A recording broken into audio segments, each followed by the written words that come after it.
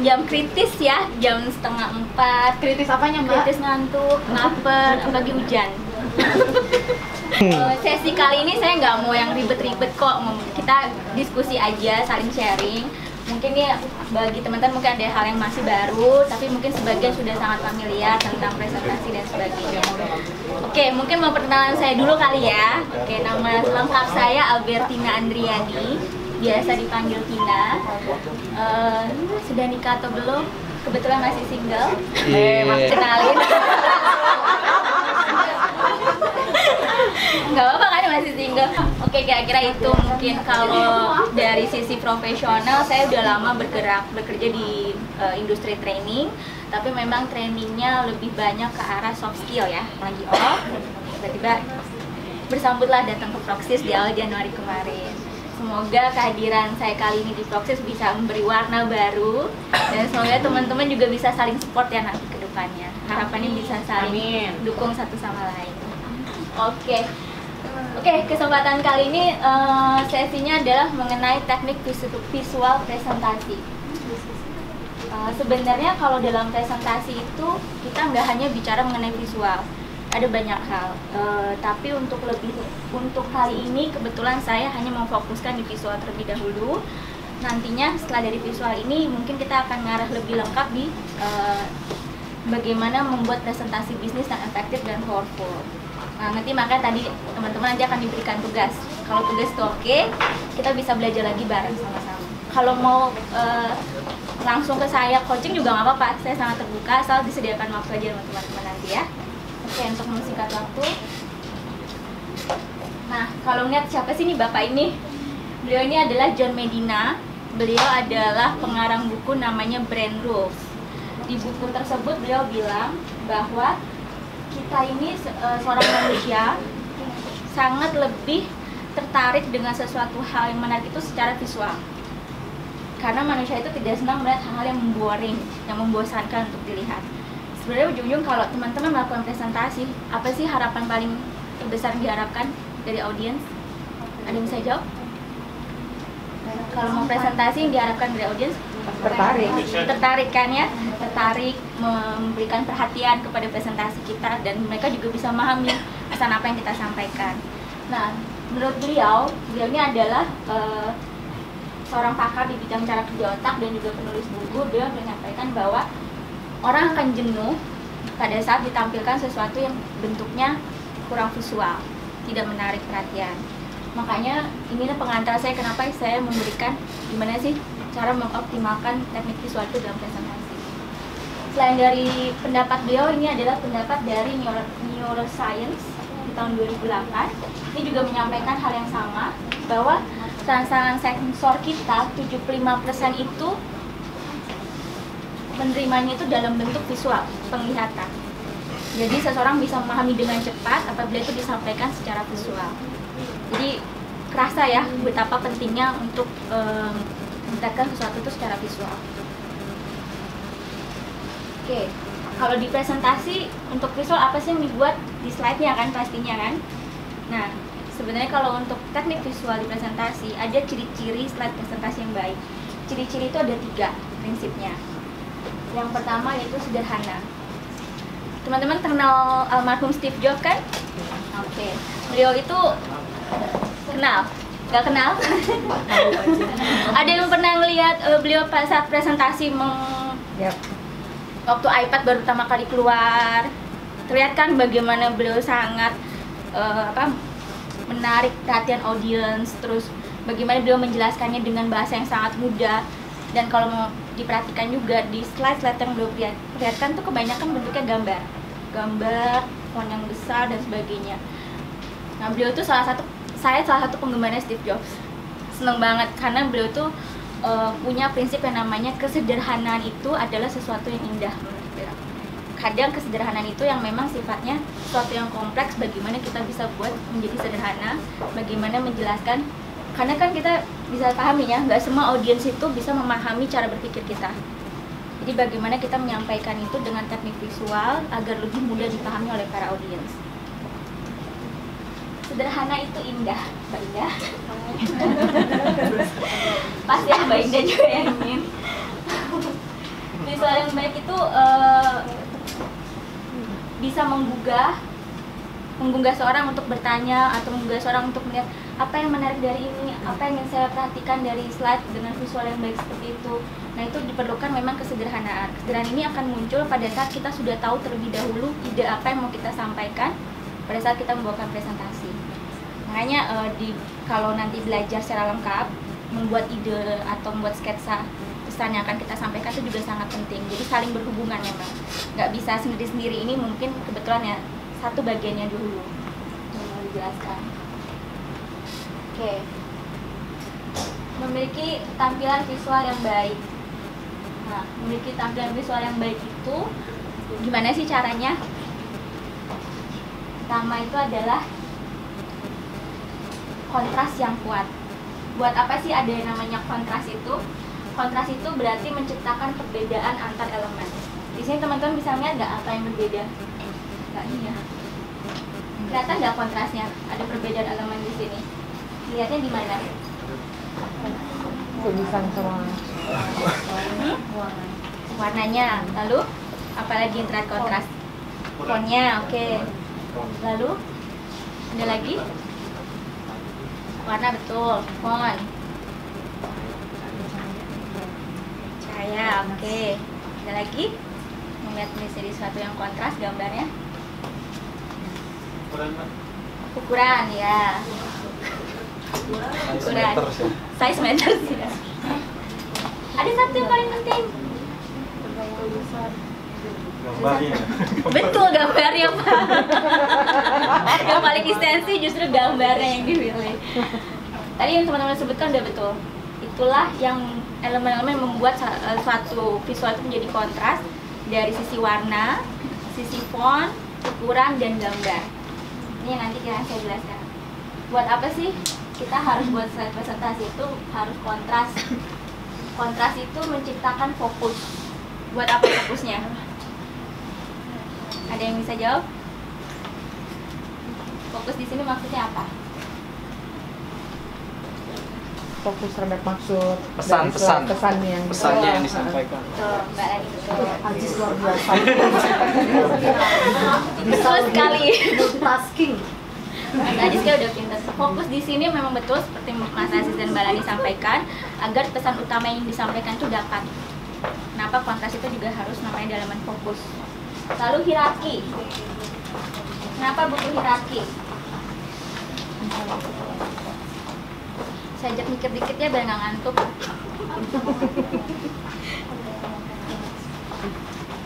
Ayo. Kenapa perlu ada hierarki? Biar nyambung ceritanya. Oke. Tuh. Dan yang lain? Oke, ngelengkapin Pak Rolando ya. Bener, nyambung ceritanya. Cerita itu kan informasi ya. Jadi kenapa perlu ada hierarki? Jadi kita bisa tahu nih informasi utama yang mana, informasi yang pendukung itu seperti apa. Dari kontras itu bisa akan membantu. Hierarki dari fungsi kontras hierarki ini bisa membantu membedakan informasi utama yang mana, yang menjadi informasi pendukung yang mana. Lalu yang terakhir adalah perhatian. Ini paling gampang nih. Fungsi kontras mampu menciptakan perhatian. Maksudnya apa? Perhatian ya tentu saja agar audiens memperhatikan slide dari visual yang kita berikan. Oke, ini contoh cara membuat sesuatu yang kontras dengan pendekatan latar belakang. Teman-teman mungkin sering kali ya lihat yang sebelah kiri nih, bentuk-bentuk slide seperti ini. Yang langsung semuanya full biru. Ini kok nggak ini ya? Full biru. Lalu, nah ini kontrasnya nih terlihat kan? Pakai pendekatan apa di latar belakang ini? Main di warna, ya kan, ada pembeda warna. Jadi tahu kan mana informasi yang utama yang mau disampaikan. Kalau yang kiri kurang bagus ya? Kurang bagus. Yang kanan yang bagus. Iya.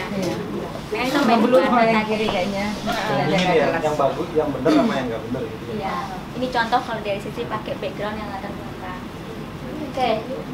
Warna. Ini dua-duanya oke nggak bentuk slide-nya? Oke. Kapan Anda merasa?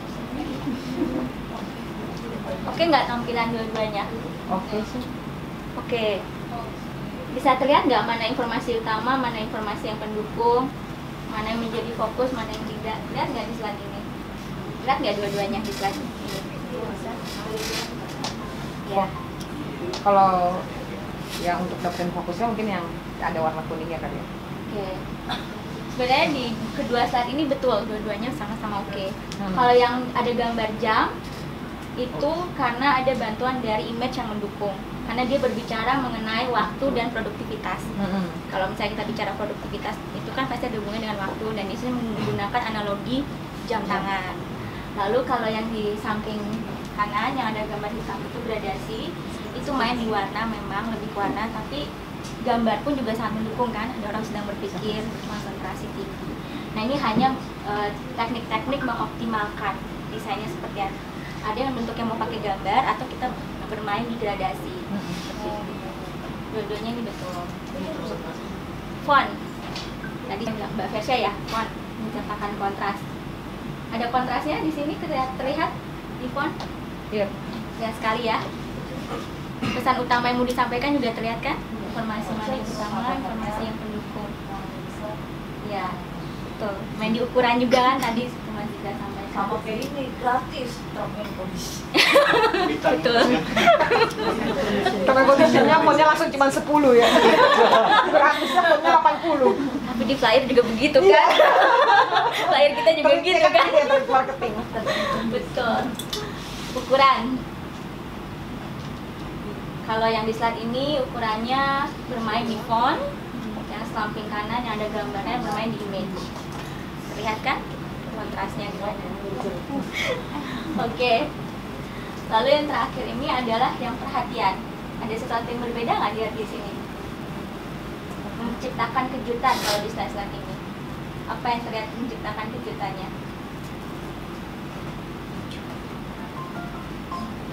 Ada efek kontrasnya nggak yang menarik perhatian di antara beberapa slide ini? Menciptakan kejutan. Tadi film Prancis. Maksudnya mana yang paling menonjol? Iya, benar. Kuningnya tadi, warna kuning kalau Semuanya kan pakai backgroundnya kan abu-abu kan? Yang pesannya tersampaikan. Pesannya tersampaikan karena nanti di sini ada yang main pakai warna putih, terus fontnya dan warnanya, terus di sini nggak pakai gambar tapi main di font yang besar dan kecil ukurannya. Lalu ini yang langsung dengan background putih, gambarnya seperti ini.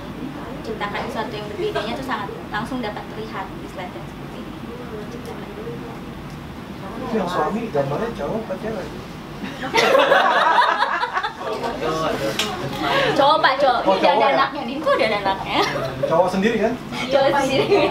Udah yang itu deh saya. Yang lain yang di mana? Saya yang banyak jari. Kalau tangan kan Banyak belum jari tentu lebih itu tangan bencong gitu kan? Dibahas.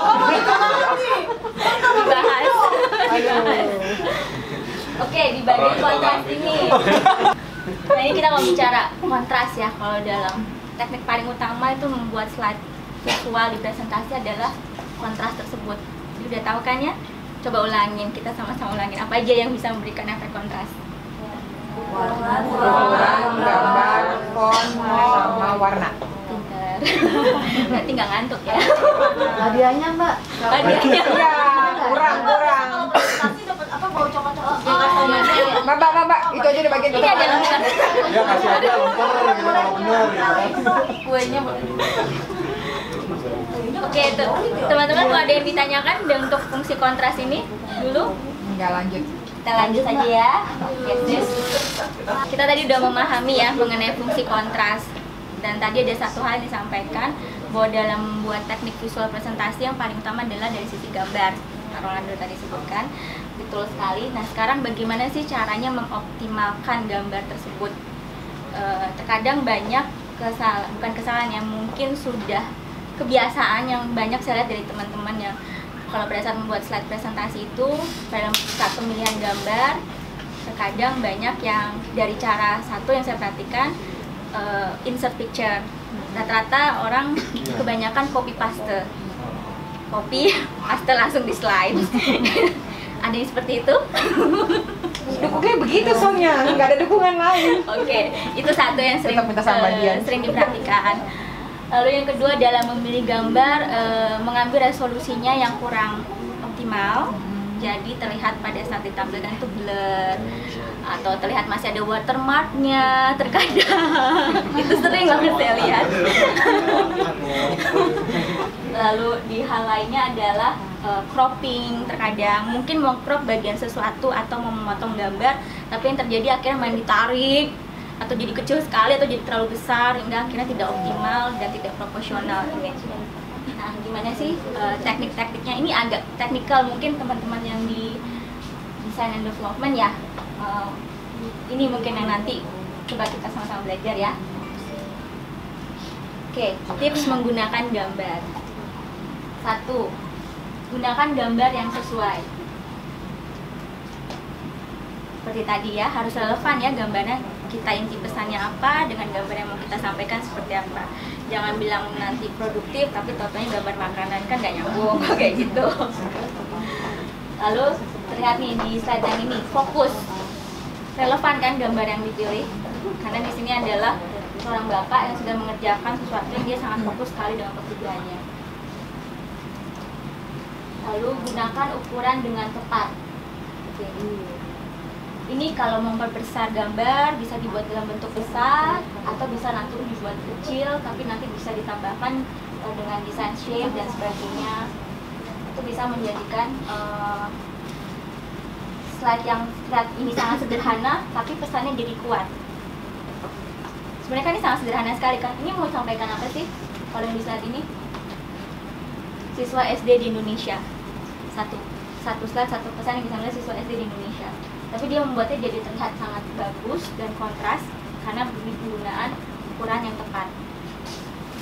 Dan ini pun juga ya mengenai zakat dan sebagainya. Jadi intinya adalah bagaimana membuat slide itu tetap menarik di hadapan audiens. Seperti saya sampaikan tadi, gunakan gambar dengan resolusi yang tinggi. Seperti ini. Lebih terlihat profesional dan elegan ya kalau tidak ada yang blur atau tidak ada watermark atau masih banyak campuran dan lain-lain seperti itu. Nanti saya kasih tahu tipsnya cara mencari gambar di internet, gambar-gambar dengan resolusi yang tinggi. Yang keempat, pastikan gambar proporsional. Kalau kita ngomong gambar proporsional itu nanti akan bermain di cara teknik memotong gambar yang baik dan tepat itu seperti apa. Jadi tidak ditarik semua seperti itu, atau jadinya akhirnya yang resolusinya nggak terlalu tinggi, kita tarik jadi malah jadi ngeblur. Tapi kalau kita kecilin tidak terlalu terlihat pesan yang mau disampaikan di gambar itu. Itu kan yang sering terjadi, saya perhatiin di slide-slide.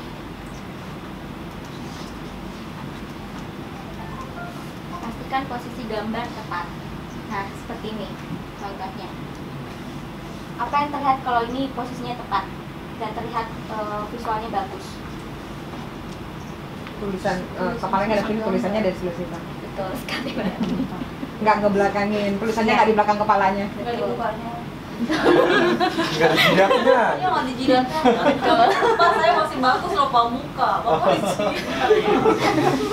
Kalau bentuknya proporsinya seperti ini kan seakan-akan si Walt Disney ini sedang berbicara kan dengan kutipan yang diberikan itu. Jadi seperti ini. Nah, ini yang teknik sebenarnya adalah 3-2-1 ini loh, penempatan 3x3. Ini bisa nanti dilakukan.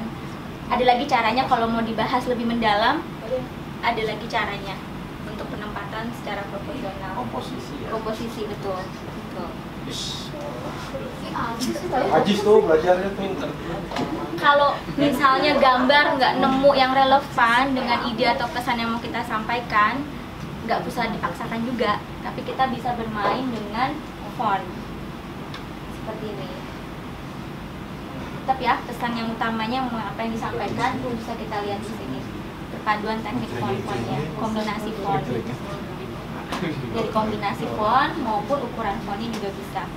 Nanti saya juga sampaikan berarti dari warna font sama backgroundnya. Iya, betul.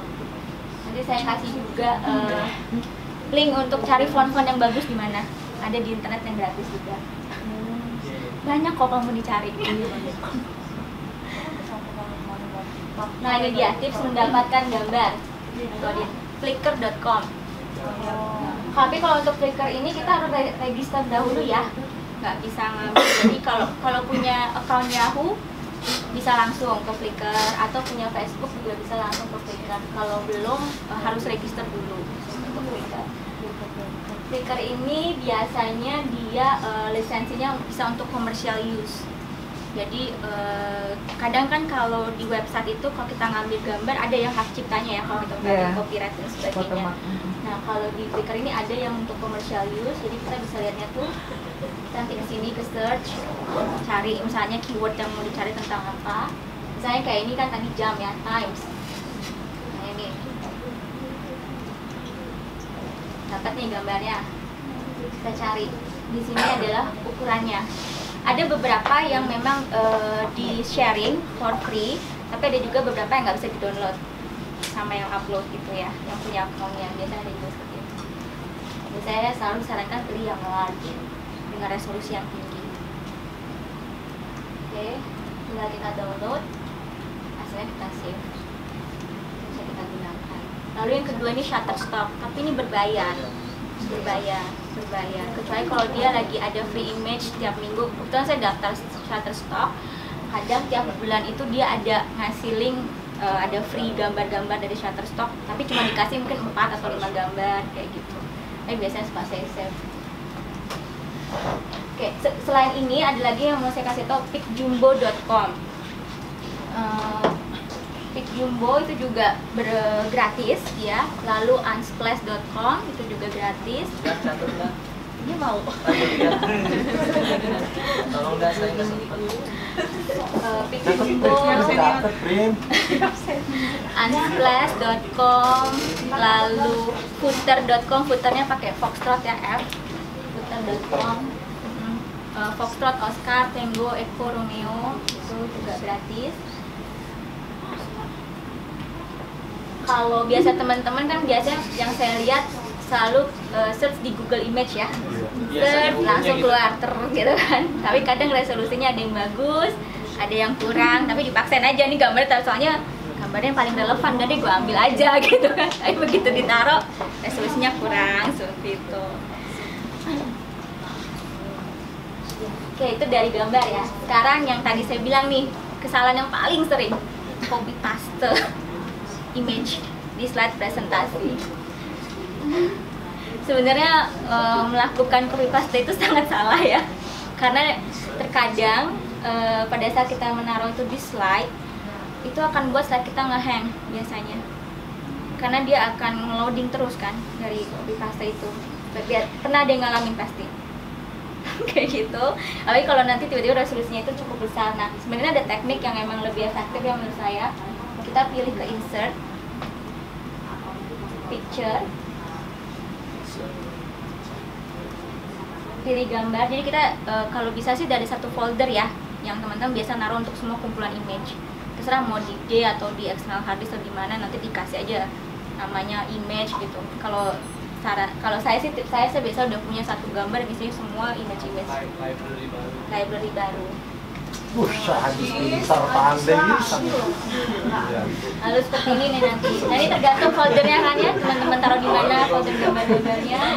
Pilih gambar yang diinginkan seperti apa. Misalnya yang pilih gambar hanging on di sini.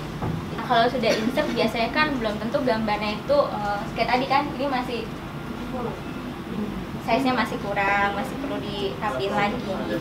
Nah sekarang cara untuk meng-crop atau memotong gambarnya itu, kita pilih ke format, klik dulu ya di image, kita ke format, terus pilih crop, tempatkan cursor pada tanda yang ini, dan kan ya ada tanda ini kok gini. Itu abal-abal itu. Tembus ya? Salah salah kan itu. Iya. Iya. Itu punya gua. Pakai itu aja. Jis, Abal-abal itu. Ajis, pakai yang buat nyolokin itu aja nih, ngidupin AC tuh. Ini kan ada format, pilih crop. Orang nggak tahu mbak tanda apa. Nah biasanya akan muncul tanda ini kalau kita udah klik crop ya. Nah, Bu Guru nih. Nah, tuh itu aja tuh. Nah, Apa ini? itu aja nunjuknya. Maksudnya ada tanda ini. Nggak apa-apa. Daripada pusing. Iya, orang nggak ngerti udah. Oh ngeri banget nih. Ini kalau dipecut. Ini ada tanda ini kan ya. Nah ini tinggal kita pilih mau crop kemana, tarik ke bawah atau tarik ke samping kiri, kanan, atau dari ke atas. Nah, nanti bisa jadinya hasilnya bisa seperti ini, jadi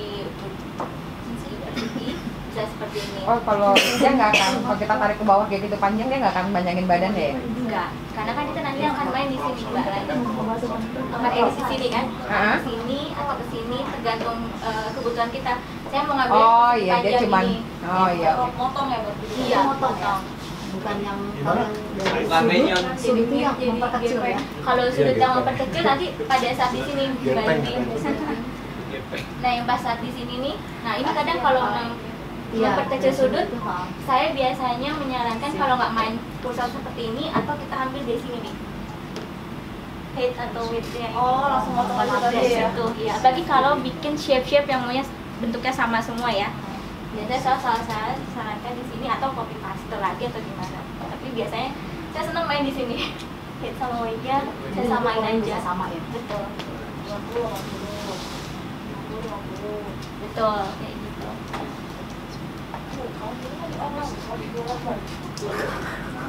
Biasa bisa seperti ini. Oh, itu tariknya ke dalam ya? Kalau Iya. tarik keluar dia pasti akan memanjang atau melebar kan? Iya. Oh. Tapi kalau ini mau dilebarin lagi pada saat nanti bentuk prop yang kayak gini, ini sebenarnya masih bisa ditarik lagi sih. Iya. Biarpun ini sudah muncul tanda seperti ini, pada saat crop itu bisa ditarik lagi. Teknik memotong gambar biasanya seperti ini. Kadang kan kalau gambar gitu aja plain ya lihatnya, mungkin mau di edit lagi, mau dipercantik lagi, kita bisa pakai dengan pendekatan frame. Nah, ini seperti ini ya contohnya. Kita pilih format, klik dahulu ya di image, pilih format. Lalu kita klik nih, ada pilihan frame-frame-nya apa saja. Ini ada banyak kan? Teman-teman kira mau dipakai yang mana bentuknya?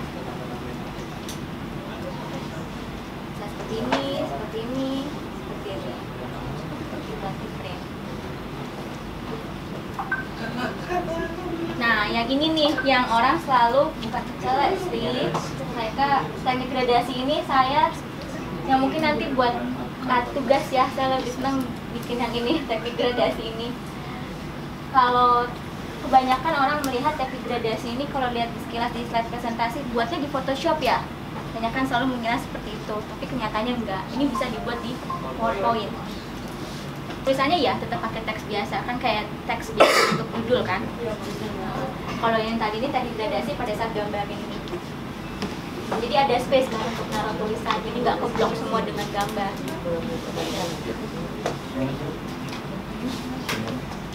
Coba dengan gitu. Ya, langsung pakai. Enggak, lihat aja. Seperti itu.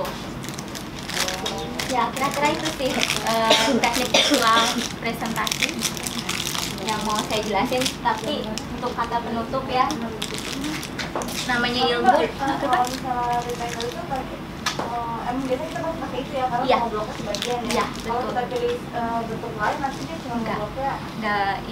Nggak bisa. Pasti pilihannya selalu persegi panjang. Nantinya.